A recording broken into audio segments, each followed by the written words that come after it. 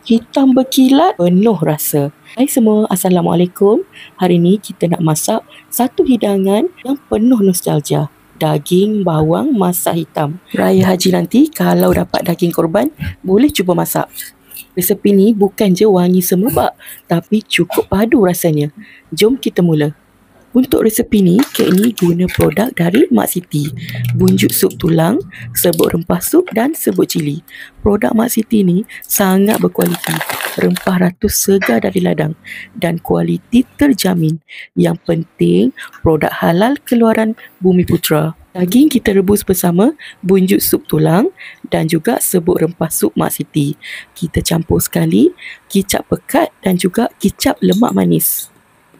Rebus sampailah daging betul-betul empuk. Biar semua rempah ratus dan kicap tu meresap masuk dalam daging. Kita kisar bawang besar, halia dan juga bawang putih.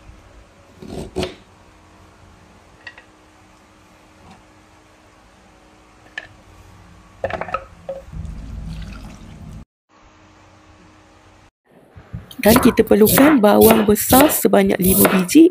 Kita hiris nipis-nipis. Nanti kita akan goreng bawang ni. Panaskan minyak dan kita goreng dulu bawang yang kita dah hiris tadi sampailah kekuningan. Dah nampak kuning, garing, bolehlah kita angkat dan ketepikan dahulu. Kemudian guna minyak yang sama, kita tumis bahan kisar. Masukkan serbuk cili dari Mak Siti ni. Serbuk cili ni warna merah dia cantik dan tak berbau bawang cili seperti serbuk cili yang lain. Memang sedaplah guna. Masukkan sos tiram dan kita tumis sampailah bahan tumis ni garing dan pecah minyak.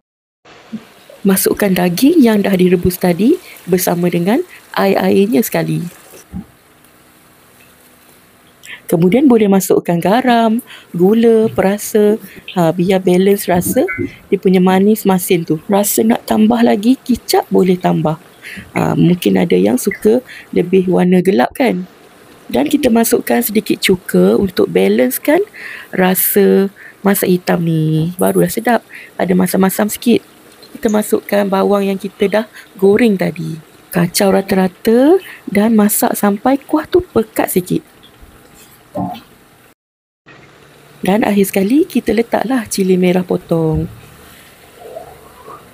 Okey, dah siap kita punya daging bawang masak hitam. Nampak berkilat elok cantik kan? Rasa daging yang lembut, manis, berempah memang sangat sedap. Jangan lupa dapatkan produk Mak Siti di pasaran.